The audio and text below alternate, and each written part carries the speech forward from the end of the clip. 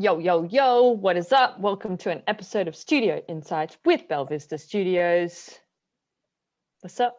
Y'all know who we are. Maybe you don't. But we got Hannah, we got Victoria, we got me, Kim.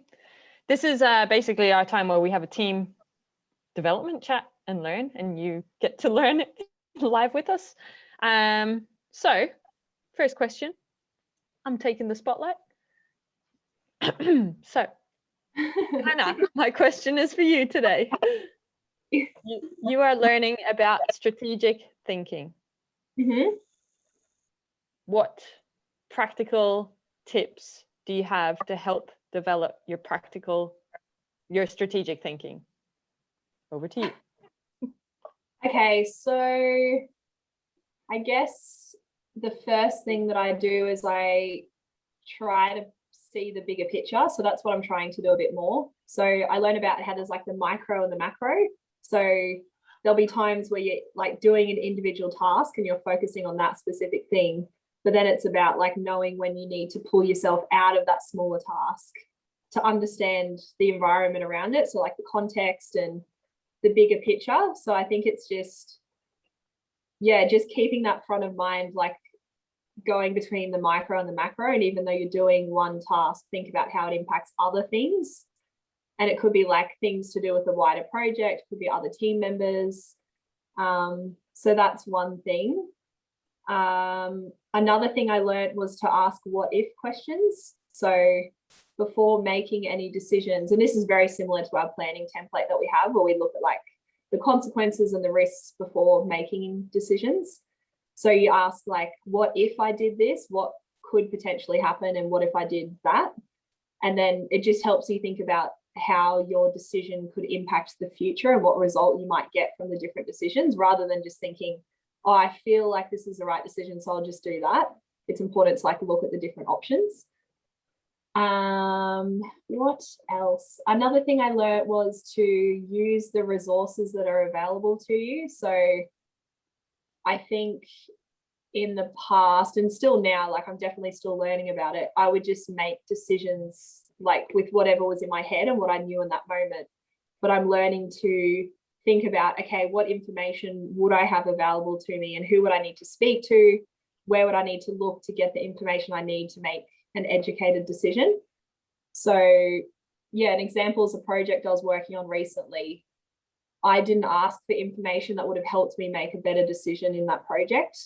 Whereas if I asked, say, you or Victoria, like, does this exist or is this available? It would have like made a big difference on the way that I carried out the task. So I guess it's just looking at what's available to you, and also like speaking to the people that you have access to make sure that you get the information that you need. What else? I think they're the main things at the moment. It's very fresh for me and I'm definitely learning to like do it, but that's sort of the structures that I have in place at the moment to help me to think more critically about things. And okay, one more thing. Another thing is like, I know you do it really well, like thinking about, because I've been finalizing tasks for the client, which I haven't done before, like being the last person to look at it.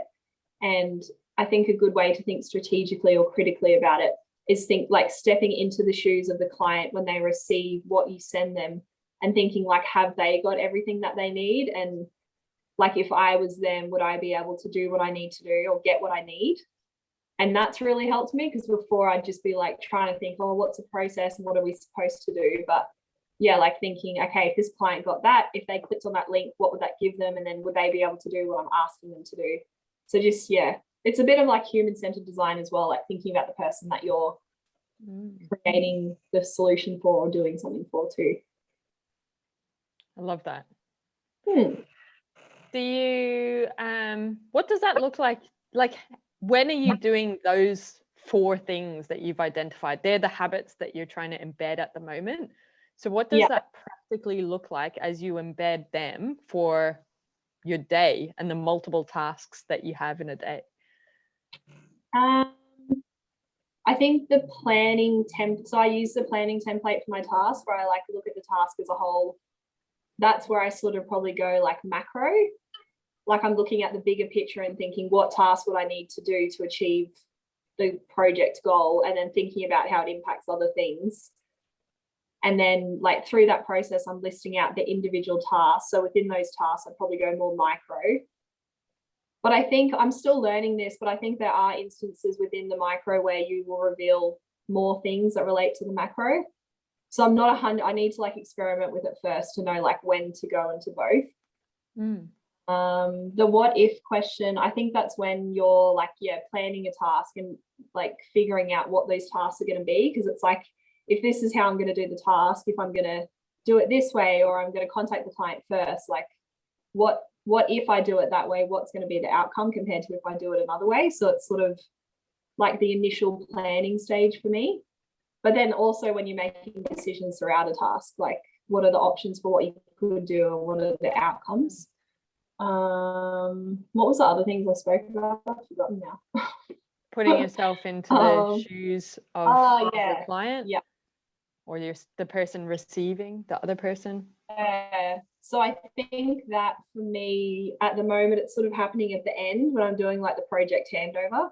So when I'm like bringing together everything and I know I've met my goal, so whatever goal I'm trying to achieve for that task, once I know I've met it, it's when I do the handover and I'm like, okay, if I was a client, what would I need to get from this in order to progress to the next stage? So be more that task handover stage where I'd be stepping into the shoes of the client, I think.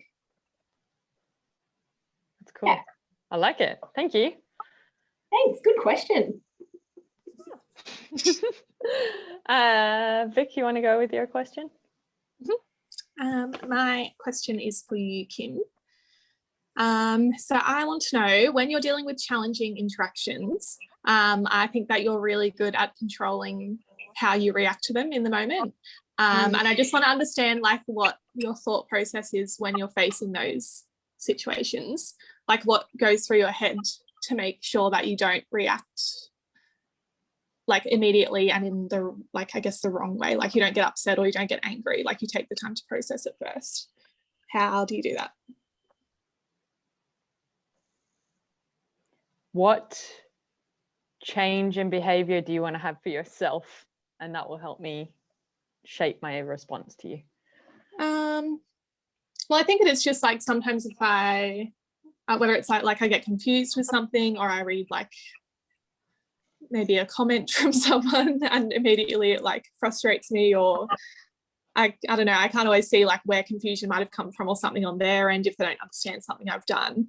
I feel like I can't help having that initial like, I don't feeling of like, why don't you understand this? Or like, I don't know how to make it clear or whatever. Like but it's like a negative thing. Like I'm either annoyed or I don't know, I guess sometimes it's like a bit upsetting sometimes if you've like tried to do something and then you don't get the feedback you expect.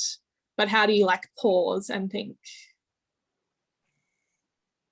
I don't know how to phrase it. I don't know how to explain it more than that, really. Is it you've been triggered by something and you're reacting negatively to it, and you want you either want to park the negativity or lose it and just move to a neutral or positive response from that trigger? Yeah, because the negative thing is like not useful to anything. It doesn't help me and it's not going to help them either. But I can't help like having that reaction, which I know you do have the reaction, but it's like you don't act on it in any way. You just like move forward straight away. Maybe inside I'm actually exploding, but I'm like, don't let these people know that. It's an interesting question. I don't know if I've ever been asked it before. Okay, so cool. So we're triggered. It's a natural human trait to be triggered by something, and the automatic easiest way for a human is to go to negativity, right? There's something wrong with me. I'm shit, blah, blah, blah. This always happens to me, whatever, something negative, right? I didn't do a good enough job. But what we want to do is just go, something's happened, stay neutral, and how can I move forward with it? Yeah. Okay, first thing I would say is the first habit that we need to be able to build is just to, you said it, pause. And I would say, take a belly breath. So a lot of the time when we're triggered by something, it is a stress response, and we find we're tight in our chest, right? And if we recognize our breathing, we're only breathing down to the chest level. And I feel like this is random, but it kind of closes us off to just be able to think and only respond to that trigger. But the difference between if we breathe to our belly is a wider opening of, I'm going to call it possibility and opportunity, and that positive space. So if you do it like now, like I just learned this recently, where you can recognize it to build this skill, because I believe that belly breath allows us to create the space to then choose the response that we have. And what we don't do is normally humans don't create the space to choose differently. We just automatically respond. So we're trying to break a pattern. And to break the pattern is by the thing that I'm developing at the moment is to go, okay, breathe in. And if you have your hand on your chest and your hand on your belly, which one is coming out further? So if I just breathe in now, they're pretty even actually for me right now. But what I want to do is it must mean that I'm a little bit stressed. It might be because I'm responding to this question right now, but I'm also in a peaceful-ish state because I'm just like vibing with my team kind of thing. But what I want to do is to get a stronger belly breath. Okay, so I'm going to breathe again. And I'm going to try and breathe so that my belly is filled out and my hand moves, so you can't see, but it's moving out more, so that my breath is going down further, which is creating the space to pause. So that the first step is to create the space to pause, and I'd say by taking a belly breath. Now, what does that do? It opens us up to look at the situation from what Hannah described, macro, micro. Micro response is automatic, triggered, but the macro is now I have the space to go, okay, what's truly going on here? The second step is, what are the facts of this situation? Because emotions come up first, but we only really need to focus on the facts. So if we can create the space to go, oh, I feel or I'm emotionally reacting right now, what is the truth of this situation? What do I know? Do you have a specific example you want to play out? Not really. It's just generally speaking. It could be like stuff we've received from clients, or even like personal, like just in like everyday life. Okay. I feel like you're very calm and you're always, you do focus on the facts, and I don't know how to do that. Yeah. Without okay. Well, I guess we get triggered by human beings. Okay. So let's play that one out. So I'm triggered, I pause, and I'm going, oh God, there's so many things that are running through my head. Okay. I need to get to the facts. What are the facts? Why am I being triggered right now? Why am I going into defensive mode? What is it about my ego that's playing out? And I need to take responsibility for what's happening. And what's my responsibility? But where am I headed? What do I want out of this? Is this person trying to tell me something from their world and their context that's important to them? And I'm being triggered and I'm not responding to them. But it's important that we get to that ground. So what is my responsibility in this interaction now that I've created the space to choose differently? So that my responsibility is the facts, right? They've said something, I've been triggered. Why have I been triggered? Is it what they said? Now, have I taken offense to what they've said?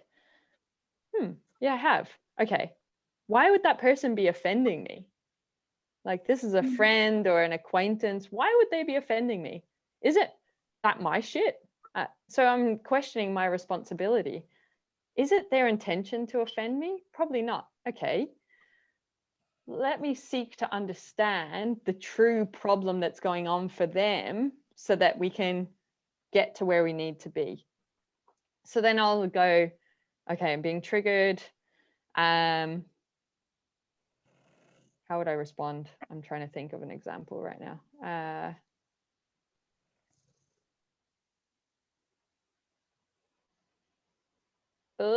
Mind blank. This is Oh, challenging. actually, no, I've just remembered why, because I was going to ask this last week, but we didn't end up doing it. Yeah. But the reason why I asked was when we had our team chat thing at the co-work thing the other week, and Hannah and I were struggling to understand a concept that you were explaining. And like, you stayed very calm and like were doing your best to help us figure it out. But I know if I was you, I'd be like, I won't say what I would think, but like, I just would not have, I don't think I would have like the patience or anything to keep like trying. Like, I think I would get annoyed. And in any previous situation I've been in a workplace where something like that has played out, like the person has always cracked the shits, or there's been like, I don't know, weird tension or something, but you like kept it very calm and like you act like you were just trying to help us, basically, even when it like went on and on and on for a bit and we still didn't get it in the end. But you're fine, you're just like, we'll move on to something else, we ran out of time or whatever.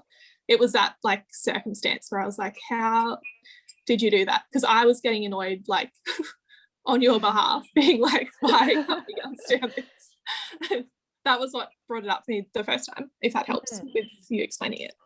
Yeah, okay. So what was playing out there was basically a communication. I couldn't articulate something and you couldn't understand what I was trying to articulate, which led to confusion on your end. And we were trying to come up with a success statement for a project. So what I recognized is I could tell in your body language that it wasn't making sense. And so I was pausing. I was going, okay, pause, don't react right now, because I have a responsibility in this. It's not their fault they're not getting it. What is my responsibility to help communicate and articulate this in a different way? So the first thing is, what is my responsibility? And whenever there is whenever there is two or more people, there is always responsibility of the parties involved. Even if my responsibility, and you guys are the dumb ones, magic, even if my responsibility is only 1%, I still have a responsibility. So therefore I'm thinking, okay, what is my responsibility? My team are not understanding. It's very clear to me in my head where we should be headed and what we should be doing for this particular task and this conversation, but they're not getting it. What is my responsibility? Communicate the facts. I don't go to Kim, come on, like, can you just, because I have a thing about my communication. I'm like, come on, Kim, will you communicate better? I'm like, that's not useful. And I don't want to sit there because I'm dwelling, I'm not making progress. So I know that you guys want to learn and do better, and we're on a mission to like achieve whatever that task was. So I go, what's my responsibility? Communicate more effectively. Okay, the way I'm communicating at the moment is not working. What else can I try? The problem I'm trying to solve right now is to communicate a different way to get this message across to you. How can I do that? This is literally what was going through my head. Okay, what if we use this analogy, or what if I use this example from another thing that we've done to try and get you to make the link between that and this? And so I tried that, and then it didn't go anywhere. And I go, okay, cool. Again, pause. What is the problem right now? They're still not understanding. Do I have the ability? What can I do to help them understand what's in my head? And at the end, it came to a point of me going, I actually don't know how to communicate this any differently. And I don't know what is the problem we're trying to solve. There's so many complexities playing out in my head. So I'm trying to not confuse people.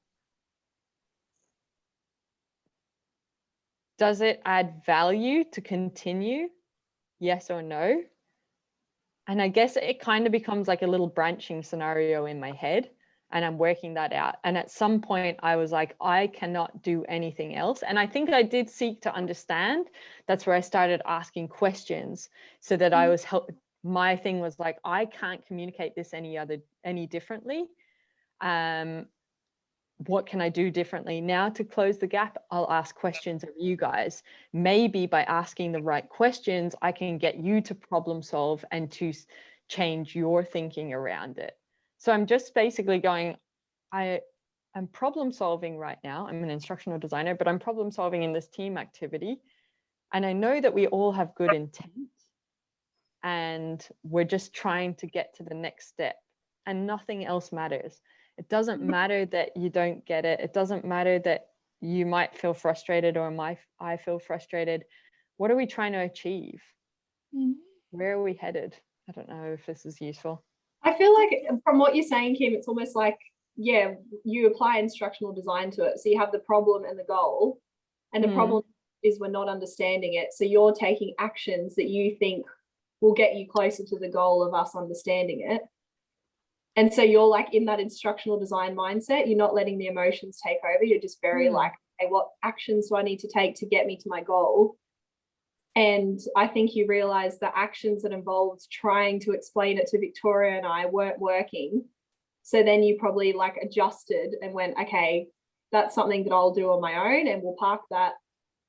And so like, yeah, it's problem solving. You've just got that instructional design mindset, and your goal is, it's always to meet your goal. It's not around, it doesn't matter about the emotions or anything like that. I feel like I'm naturally very good at that. Like you're a natural instructional designer and problem solver. So that plays out in your interactions that where others may potentially get emotionally like frustrated or whatever it might be. You're very focused on the goal and practical. That's my I think that's, yeah, that's a really good summary of all the random jargon that I've just been trying to articulate.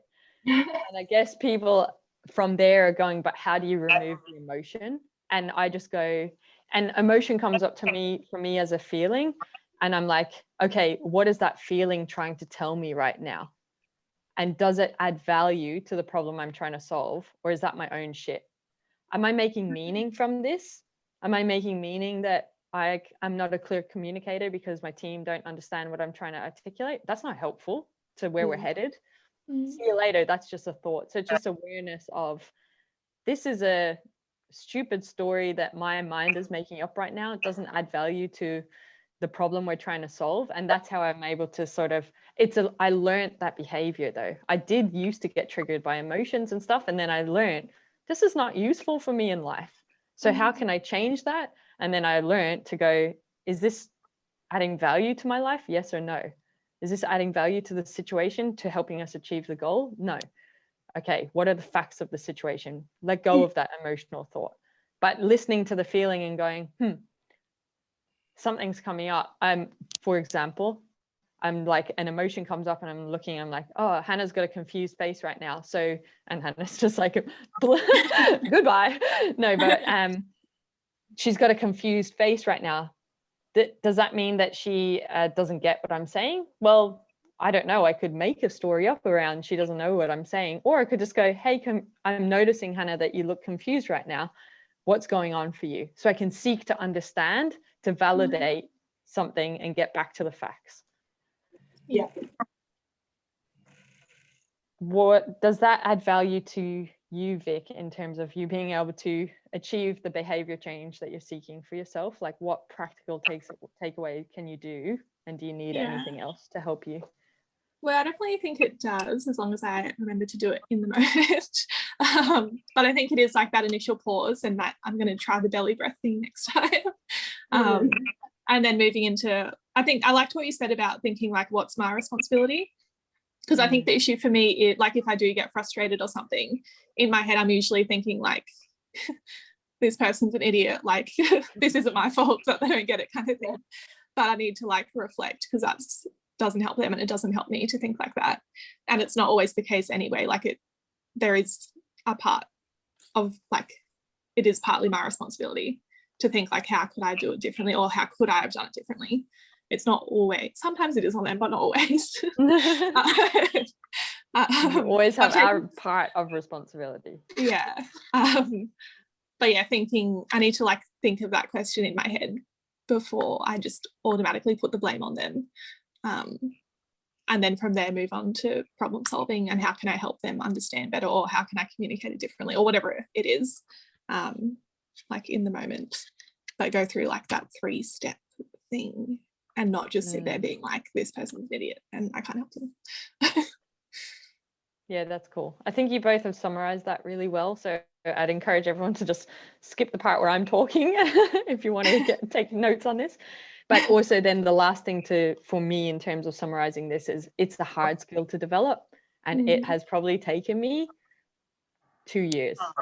So just know that it's not going to work. It's an awareness. That's why I'm like, just focus on the belly breath, because if you can do the belly breath, you break the pattern of automatic response mode, and that will create space for you to go, what's my responsibility? Or is this a factor in emotion, or whatever other habits work for you? But just be patient with yourself. It is a skill that takes time, but life's way more peaceful for me now that I've got better at that. Yeah. Cool. Thanks. All right. Anything else you just want to speak on that one?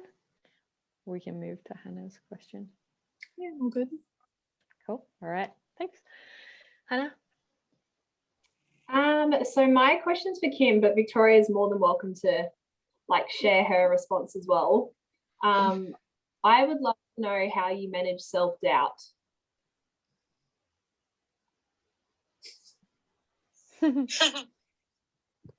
It's kind of the same answer, I guess, really, isn't it? So break the pattern, the automatic pattern. So the belly breath, create the space. What is this thought? What is this story I'm telling myself? What is this meaning that I'm making out of whatever is just played out? Is it because I'm tired? Is it because there's, I don't know, some hormonal stuff going on for me? Where is this coming from? So I really do create the space to figure this shit out for myself. If I'm in a funk or something, I'm like, I'm not getting my task done right now. So I'm like, I'm going to take the time and pause, and I'm going to figure out what's going on for me. And I just create the space to prioritize working through that. Where is this coming from? Why am I thinking this way about the situation? What are the facts of the situation that I know?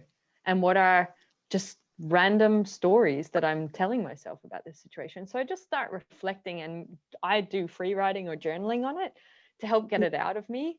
Sometimes I'm not the best at articulating how I'm feeling.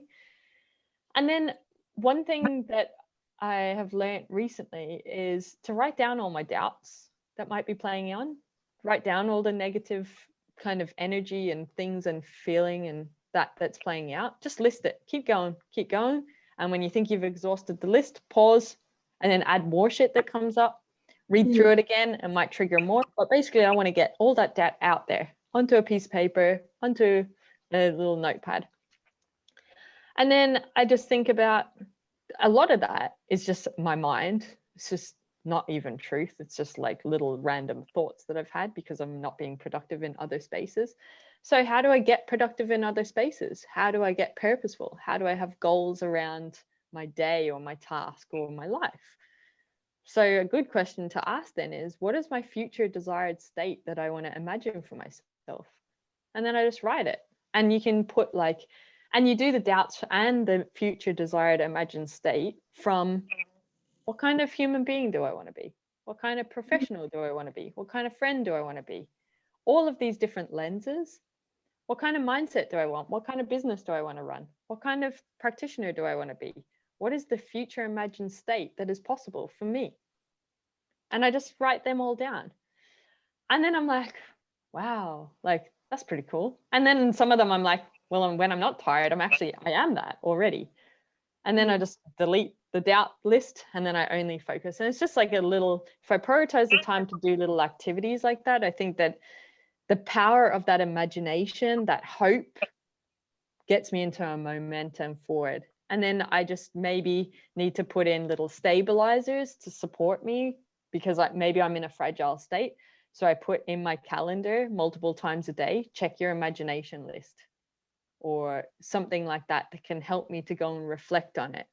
or what things work for me. One thing that works for me is to listen to motivational videos or podcasts that inspire me, that lift my energy. For example, again, listen to music that pumps me up, as opposed to like moody music that makes me feel shit or like gets me down into that gloom. So I'm putting support mechanisms in place to help lift me up, and then ride on the momentum of the future imagined desired state for myself, because I know it's possible if I let go of the doubt. Yeah, that's awesome. Love it. Yeah. So pause, let oh yeah, go on. or journal, write down your doubts and get all that negative energy out. Figure out what your future desired state is. The power of imagination, so imagining that you can be that future desired state, and then having stabilizers in place, whether it's like a calendar invite or something that just reminds you. And there's things you can do with support mechanisms like music or listening to podcasts that lift your energy, whatever works for you. Mm-hmm. That's awesome. Thank you. Do you have anything to share, Vic? Yes. So I will like expand a little bit on one of the things Kim said about the future desired state thing, because we did that activity recently and I found it really useful. But I think for me, it, like whether you do it in that way or not, where you like write the list or however you want to do it, I think it is just like reframing your doubt. So if there's something that you don't think you're very good at or not confident at or something, instead of focusing on that and thinking like I'm shit at say like speaking on video perhaps, instead of just sitting there thinking like I'm really bad at this, I hate it, I don't want to do it. Like if you think of your future desired state where you're really confident at it and you enjoy it and all of that, it's like what steps can you take to get there? So you look at it as like a goal and what you can do to get there, instead of just sitting there thinking I hate this. I love that. So I think that helps me, because it is like reframing it into like actions you can take, so you're not just thinking about the bad stuff. It's like that's a goal I have and this is everything I need to do to get there. Because I think it's hard to have no doubts ever, and some doubts I think are like they're valid, because I might not be very good at something or not feel confident about something. But I think that for me it's like that feeling for me is valid, like I don't feel confident doing that, or I know that I could be better at it, like that is a valid feeling for me, but I can change that by taking action on it. Yeah, that's cool. And I think the other thing, which again is kind of similar to some of what Kim said, and we've talked about it a bit before, is like what evidence, like asking yourself, what evidence do I have of that? If you think you're not doing a good job or you're not good at something, because usually when you ask that, I'm like, I don't actually have any evidence. No one's ever said to me that I'm bad at it, or I haven't, like nothing's gone wrong when I have done that. It's literally just me thinking in my head, I'm not good at that. That's a really good one. Helps clear things up. It doesn't always fully work, because I'm still like, well, I think it's so. It's true. But again, it depends what kind of mood you're in, I think. That's awesome. So taking action, turning it into a goal rather than a negative thing, and looking at what evidence you have to support yourself out in whatever space it's in, just to check if it's your own negative self-talk or it's actually legitimate. Yeah. Well, when we did that, like we did the doubts thing recently and I listed them all out. And when I looked at most of them, I was like, there's actually no proof that I'm bad at any of this other than me thinking that that's true. So yeah, that's so interesting. I love that. That's cool. Hannah, has that sparked any tips or actions for you, like that you would share? I think you both have covered it all. I just need to make it a habit and put it into practice. Yeah. I've got a plan, and I can I've started a plan, but I think that's really going to help what you've shared today. So I'll incorporate that into it. So thank you. It was really good. And then prepare for it to happen in like 2 months' time. Yeah. And for the rest of our lives. Yeah. Welcome to being a human being. Yeah. Cool. And I think that is something like we need to just accept that we can't be perfect in all situations. And what is perfection anyway? And where is that perfection coming from? Like, is it a comparison or judgment towards what we see others people doing around us? What can we learn from them? And do we actually want to be like that? Or is someone or society telling us that we should be like that? But if we just look inwards and go, this is me, this is what I'm about, this is the evidence I have, rather than that judgment out there, it makes it, or judging ourselves to others, or the perception of who we should be, it helps us kind of hone into who we are, and doubt is less. Love it. This has been another episode of Studio Insights. Do we have anything else that we want to chat about? This went deep. No, I'm good for today, I think. All right. I look forward to you being self-confident, amazing women. And if takes action on the tips that were shared today. Thank you, team. Thank you, people, for watching. Peace out. Bye. Bye.